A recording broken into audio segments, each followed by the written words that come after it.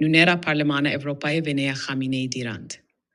Roja çarşemî 11 Şubat 2026 azayînî Isabella Tovaleri, nunera İtalya li Parlemana Evropayê de li ber çavên nûnerên vêlatên endam li Yekîtiya Evropayê û li civîna giştî de Venea Elî Xamineyê cinayetgar dirand. Ev nîşandana nêrîzayetiya nûnera İtalya li helekê bû ku civîna parlemanê bo lêkolînkirin bi ser biryarnameya pêşniyarkirî bidîce tepeserkirina sistematik, rewşa mafê mirovî li girtîgehên rejîmê û binçavkirînên soseranê jî aliyê rejîma Îranê hatîbû diyarîkirin.